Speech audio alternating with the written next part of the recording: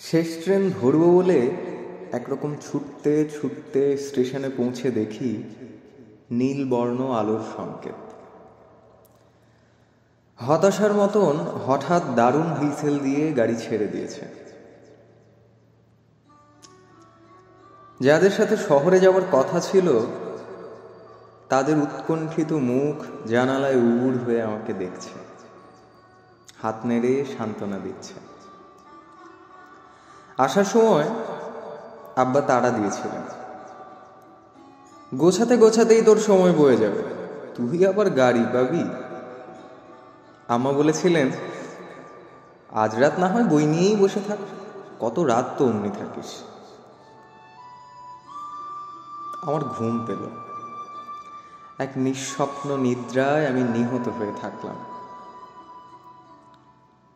অথচ জাহানারা কোনোদিন train fail করে না। ফরহাদ আধ ঘন্টা আগেই স্টেশনে পৌঁছে যায়। লাইলি মালপত্র তুলে দিয়ে আগেই চাকরকে টিকিট কিনতে পাঠায়। নাহার কোথাও যাওয়ার কথা থাকলে আনন্দে ভাত পর্যন্ত খেতে পারে না। আর আমি এদের ভাই। 7 মাইল হেঁটে এসে শেষ রাতের গাড়ি হারিয়ে এক অখ্যাত স্টেশনে কুয়াশায় কাঁপছি।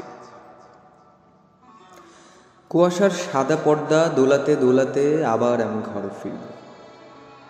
শিশিরে আমার পাজামা ভিজে যাবে, চোখের পাতায় শীতের বিন্দু জমতে জমতে নির্লজ্জের মতন হঠাৎ লাল সূর্য উঠে আসবে।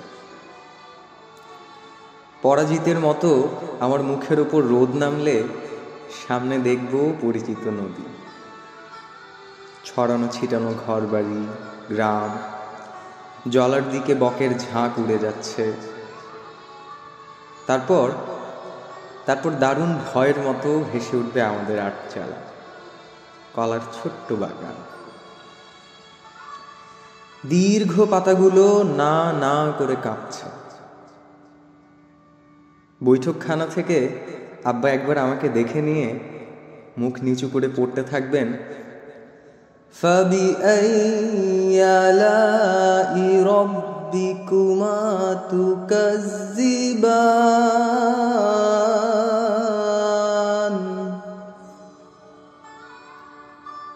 বাসি বাসন হাতে আম্মা আমাকে দেখে হেসে ফেলল, ভালোই হলো তোর ফিরে আসা, তুই না থাকলে ঘরবাড়ি একেবারে কেমন শূন্য হয়ে যায়। হাত মুখ ধুয়ে আয়, নাস্তা পাঠাই। আর আমি মাকে জড়িয়ে ধরে আমার প্রত্যাবর্তনের লজ্জাকে ঘষে ঘষে তুলে ফেলব।